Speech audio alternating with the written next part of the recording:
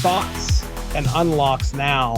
Most of what I did this past season was a lot with alliances, which is great. I love our little group of people. It's kind of nice to have a goal to try and discard so many cards. And if you can get all three of your bounties to be discard bounties, it's nice to knock all three of them off with a discard deck. So it gives you the motivation to play something else that you have in your decks. Alliances was something that I kind of stuck to a good bit this go around. However, I did have a few interesting decks that I was using. I had a Black Swan deck that I saw somebody post on Reddit, and I think I shared it with you shortly thereafter. I never used Black Swan, barely ever. But when somebody showed that you could play Sandman on turn 5, and if you have Black Swan out there, you can activate Black Swan, and all of your 1-cost cards become 0-cost cards. That was a revelation to me, because turn 6, the other guy's got to worry about stuff that's going to cost him 1 more. And the strategy is to hold all your 1 costs. There's a couple great reasons for that strategy. Number one, if you're facing somebody with Killmonger, which I faced a lot of Destroy this season. Yeah. If you're facing somebody with Killmonger, if they have the advantage on turn 6, the likelihood of them laying out Killmonger to wipe out all your 1-cost cards is going to be practically 0, because your 1-cost cards aren't going to be laid out there until turn 6. Plus, if you're holding all these cards, then they're going to have the advantage or the initiative. I don't know what they call it. They're going to get to go first. Their cards are going to get revealed first because they're going to be in the lead, most likely. The other parts of that deck were usually Dracula and Strong Guy. So I would have Strong Guy out there, and as soon as turn 5, do the Black Swan Sandman combo. You can eliminate half of what's in your hand. Well, I shouldn't say that. More than likely 4 cards all at once. Zero's in there along with Titania, so you got some high power 1-cost cards, and Zero can eliminate some of that stuff that gets played where Martyr's jumping around. You don't have to worry about Titania, because if you lay her out last and you're going last, then she's not going to jump anything. So you just got to worry about using Zero with Martyr. And then Strong Guy will get the bonus. Dracula's sitting out there. So when your Infinite, who's sitting in your hand, that's the last card that's in your hand, boom, goes up 20. You could easily play 30 to 40 points worth of cards on the last turn. If you're counting everything that gets used, you got your Infinite. You're not going to play Infinite, but he's going to get zapped. The other big one is Red Hulk that's in there. So you have those 2 cards right there. And it seemed to work really well for me. The Black Swan deck became a favorite of mine for most of the season. Then we had an alliance where the only thing was win with Kang in your deck. I was like, okay, all right. So I make space, throw Kang, and hit autofill. And I'm like, what is this deck? Because all of a sudden it had Agatha in it, Kang in it, and a Legion in it. Those are like 3 of my Dark Horse favorite cards. Legion's my front runner, obviously. But Kang has always been a favorite of mine because we got to make this guy useful. We've said that. Practically, we hardly see him anymore. People aren't using him. And all of a sudden, I start winning with this deck, because with the way that they've now framed, or I should say changed Agatha to where she only plays on your even turns. The rest of the deck is odd power. So, 3, 5, 7. So she's not going to play anything usually until turn 3, except for possibly Black Knight. If you have him in your hand, you're going to play Black Knight on turn 1. But if he comes in on turn 2, it's okay, because there's nothing else that Agatha can play except for Black Knight. When she lays out Black Knight, then turn 3 rolls around and you use Lady Sif and you get rid of Agatha. She's the only 6-cost card. You now have a 14-point Black Ebony Blade in your hand for 4. And then Ghost Rider comes along, and you can bring Agatha back, and that's like 28 points there. Towards the end, you have Kang in your hand. You're like, well, what's this guy going to do? It has won me some games to watch and learn, except for one game this morning. Oh, yeah. And that blew me up. I was so angry. Let me lay this out here for the listeners. I'm playing this deck. The goal is obviously to get Agatha out of your hand, bring her back. This guy, by the way, he's turned 5 jibber jabbing at me. He thinks he's being smart because he knows he's going to win the game. So the locations were the important location is to remember that Luke's bar is in the middle. And on the left-hand side, this guy's already filled up his whole thing. I have nothing at Luke's bar. He has X-23. So this is a destroy deck. Another reason why I was so upset about this. So he has X-23 at Luke's bar. I have one spot that I can play over on the left-hand side, or I can play on the right-hand lane and play whatever I want to. That's essentially his only spot to go, because if he plays anything on Luke's bar, it's going to go back to him. He's already got the advantage. I have Kang in my hand. Kang is in my hand, and I'm like, I get the brilliant idea of like, okay, let's just see what he's going to do, because also in my hand sits Claw. Now, Claw's going to go. I already had it before I laid Kang down. I already knew what I was going to do. So I snapped, went to 8. All right, we're already, because he snapped and he said, Arg, I'm losing, blah, blah, blah.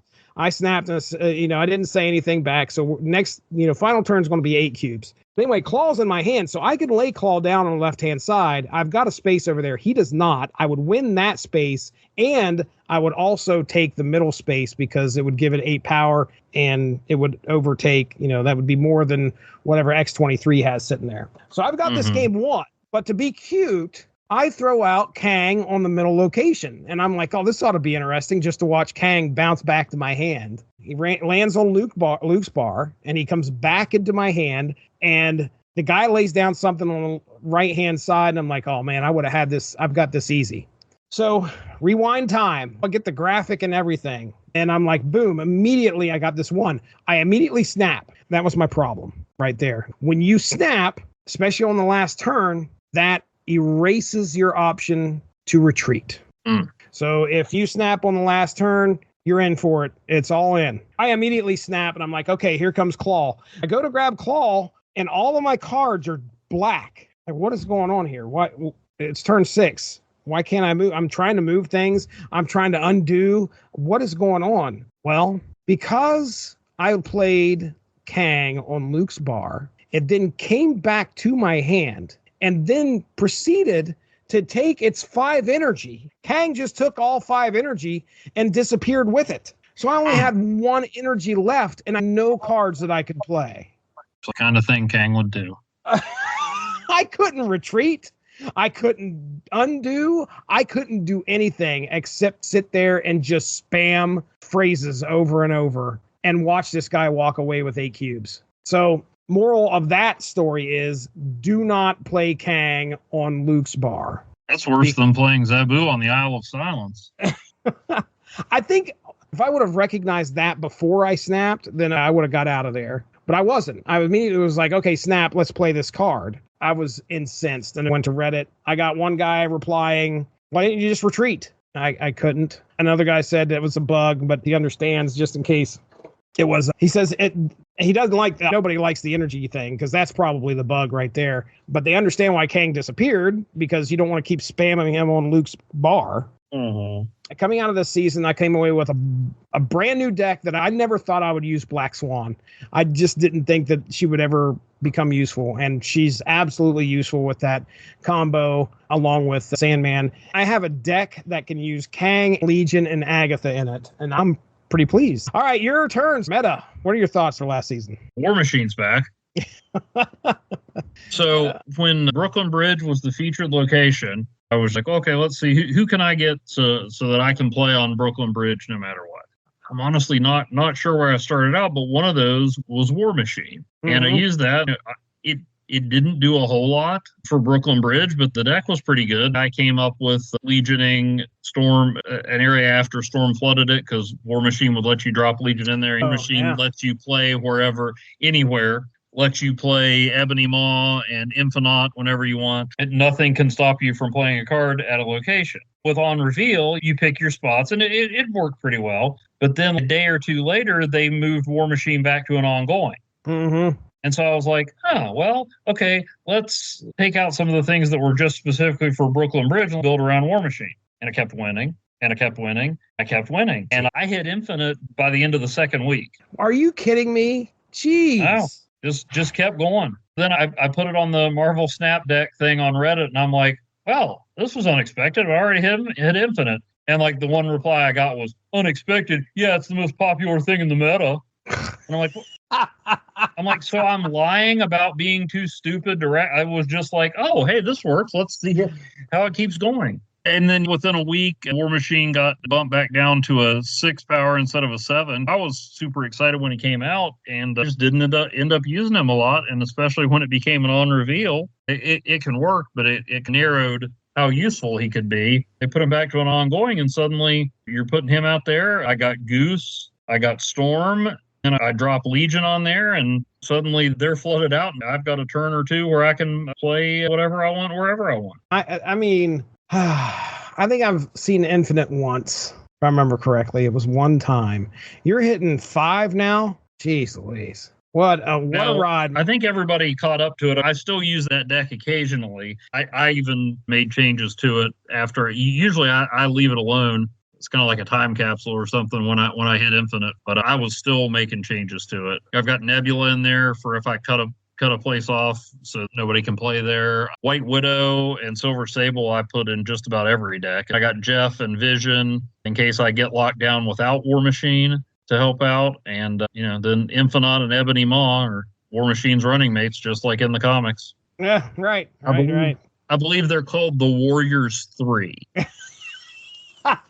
You might want to fact check yourself on that one, buddy. But yeah, and then Red Guardian, just to mess with what anybody else wants to throw out there. So love Red Guardian. Now then, once I appreciated the beauty of Symbiote Spider-Man, I have a deck with a lot of on reveals that I called Ultimate Groundhog Day. You get Black Panther or Galactus out there with Symbiote Spider-Man, and if not, you've got a whole bunch of other things in there to mess with people like Silver Sable, Red Guardian, Grand Master, White Widow, Odin. So you're doubling up on stuff. And that eventually evolved into my maximum clonage deck, trying to power up Scarlet Spider and Symbiote Spider-Man and Gilgamesh as much as you can. Nice. Very nice. So yeah, I had the other thing I did that was unusual this season is I played a bunch of Conquest, because did you see what the Conquest prize was? What was it? Doc Ock in a suit. Oh, nice. Objectively the best Doc Ock, even better than the Superior Octopus. Yeah. I was like, I got to get that one. Usually I'd try to get the Conquest card just to say I got it or whatever. Some are cool and some aren't. But yeah, Doc Ock in a suit, Doc Ock in a white suit. I think I've seen that variant. That's pretty nice. Very nice. I got through that, and I hit Infinite early. I think I finished about 80,000, which is about where I was when I hit Infinite with a day left in the season. At that point, I'm just messing around and having a good time. Right. Yeah. Right. I saw a move coming back, and felt like Second Dinner knew it was going to come back, and they were ready for it with this next season. This next season is going to be insane. All right, let's talk about our unlocks real quick.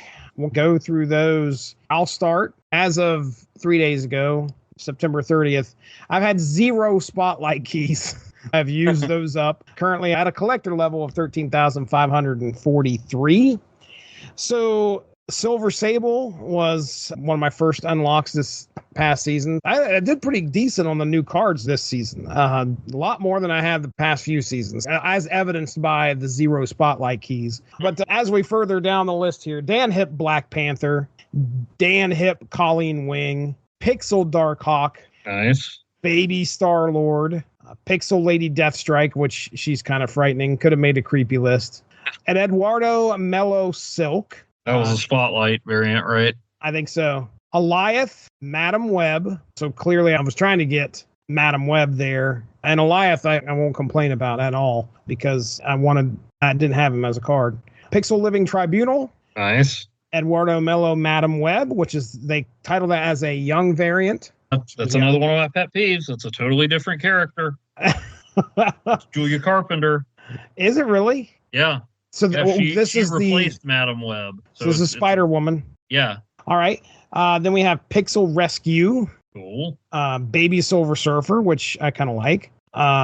Hydra variant Crossbones. I have that one. Isn't that just Crossbones dropping and shooting guns from a slightly different angle? Yes, it is. I have 2 Crossbones cards, and they both look the same. Pixel Doc Ock. Nice.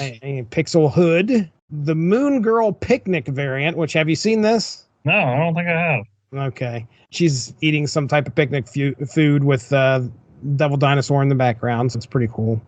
This is the week I was going to try and get Scarlet Spider. So I got Scar because none of these cards I didn't have any of these cards.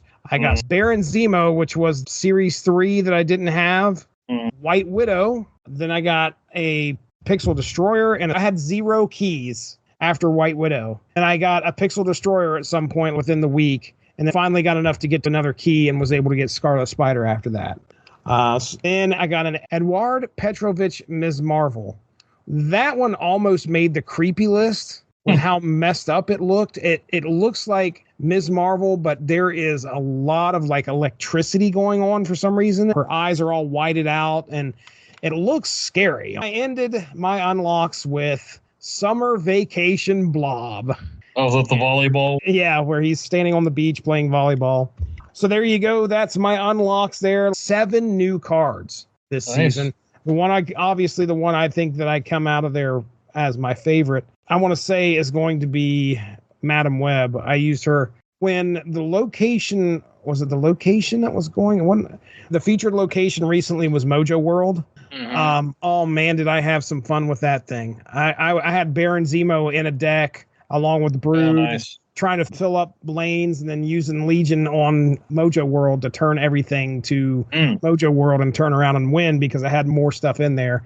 Baron Zemo comes in second, though, because I was using him quite a bit during the Mojo World escapade, which sounds like a great story to write. So there you go. That's my unlocks. Evan Bevins, hit us with your unlocks there, buddy. I'm at about 16,500 collector level. I am at 0 spotlight keys as well. Boy. I did get about as soon as the season dropped, I used the spotlight key and got Silver Sable. Apparently got her before I got the season pass even. I did get Symbiote Spider-Man, Pixel Dagger, Ink Split Red Hulk, which defeats the purpose when you think about it. And Alex Horley Dracula, when he was the featured artist, I was trying to fill in some of that. It's the classic Dracula, which I prefer to waist-length ponytail Dracula. Right. I got a David Mack dagger, which immediately became my favorite dagger. Okay. Have you seen that one? I don't think so. It's pretty awesome. I'll send you. And I use the David Mack Phoenix Force too. So use both of those in that deck. It's kind of surreal a little bit, but definitely very cool. Let's see. Then I got a gold split of the Silvestri Iron Man. Ah, nice. Got a Swordmaster by Wu Chul Lee. They tweaked Swordmaster's powers a little bit, so I did try him a few times this time around. Got the In-Hyuk Lee Spider-Man that was part of the season pass. Nice. Got a Chibi Patriot, which even if I didn't dislike the Chibis, he still wouldn't unseat the original charging from the Lincoln Memorial or the Flaviano one with the extra stars and stripes. Got a Baby Mr. Sinister. That's a cool card. I almost picked that as a creepy one, but there were way better ones that buried that one. Pixel Mystique. Okay. I have more cool Mystique variants. I know Mystique's kind of a staple, but I'm too impatient to use her sometimes. I put her in a lot of decks. She's one of the first ones I pull when I'm tweaking them too. But she's got some great variants. And then there's that Peach Momoko one. Yeah. I got the Eduardo Mello Silk and Elias. Still trying to get Madam Web. Got 1,000 tokens at 1.2. So I had burned 3 spotlight keys and didn't have her. Got a Pixel Super Scroll, Baby Human Torch, the Flaviano variant of Havoc, which almost made the creepy list. It looks really cool. It's his X Factor costume, but he's kind of skinny, so he looks sort of zombified or at least really hungry.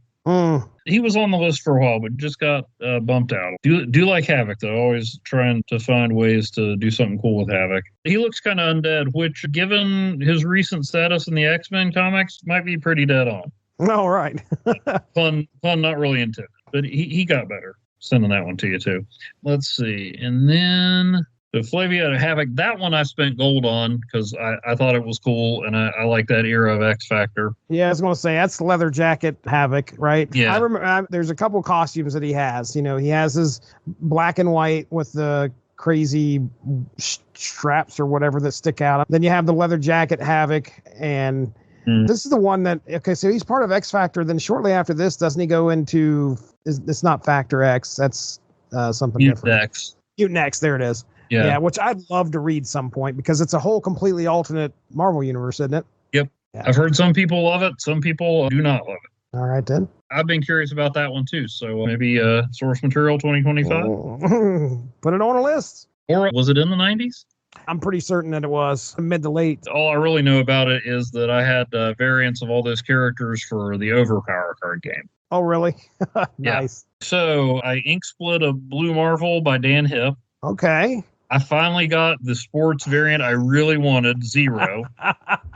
I love that. I have had that card, and that's the one I use. That's my variant that I have. Yep. I got Dan Hipp Atuma, Miles Morales from the season pass by Jung Jun Yoon, the Luchador Taskmaster. Yes, baby. Then I finally got one more spotlight key and got Madam Web. Nice. Got the Dan Hipp Abomination, another card with more cool variants that I actually use him. What was it? I did find one deck that I was using Abomination in, and then I'm like, why don't I just use Gilgamesh? See, those cards need some help. Yeah, but there's not so many other options. I mean, Chibi Red Skull, another Adi Granov Colossus, or Adi Granov, however you say it. That one's just a variant that's out in the wild. Okay. Another 1-2 punch to show me Snap Cares, Dan Hipp Magneto and Pixel Beast. All right. Got a Flaviano Galactus. I think that's where I got like 1,000 tokens or something. I hit the milestone in the album. Okay. Even though I've already got 2. Galactus has a ridiculous amount of variants. Nothing's moved me off the Ron Garney one, and even if it did, I'd go back to the Lifebringer, but the Flaviano Galactus is pretty sweet. Got the In-Hyuk Lee Symbiote Spider-Man that was the last season pass prize. That's a lot cooler in my book than the original. Got that Dyke Ruan, not Ryan, Doc Ock from Conquest. A Volney Iron Lad, where it looks kind of like almost, maybe not quite as detailed as Alex Ross, but kind of that realistic painted things. That went in over my original version of Iron Lad, or the variant that I tried to like, where it looks like he's peed in his armor until it's full. It looks great otherwise, but I'm like, why are his teeth yellow? Why are his eyes yellow?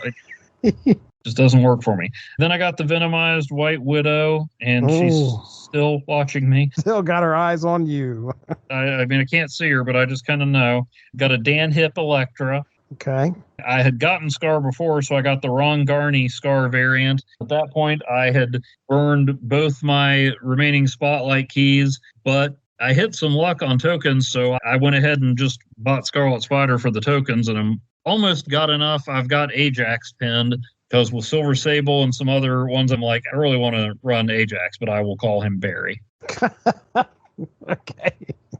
Got Pixel Hood and a Dan Hipp Wolverine. What's your favorite out of the cards that you got? I mean, honestly, it's got to go between Symbiote Spider-Man and Scarlet Spider, just because I'm, having so much fun trying to figure out what to do with them. Yeah, I'm trying to see if any of my variants, as far as my variants go, what really stood out to me. Honestly, the Pixel Rescue looked pretty cool. I like the way she looks.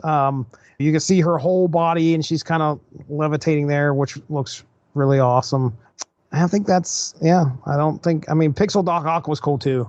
I was a fan of that. Doc Ock with a suit. I mean, it's hard to beat. Right. Hey, that'd be a good top 5 sometime. Which cards have the best variants? Well, because I'm looking like Galactus, Magneto. Those guys have a lot to choose from. I mean, it's hard to beat Jim Lee, but there's some good Magneto variants out there. That's a good point. Yeah, maybe we could do that. All right, well, there it is, folks. That is our meta thoughts and unlocks for this past season. Thanks a lot for joining us. Make sure to tune in tomorrow for the next installment of Snap Material.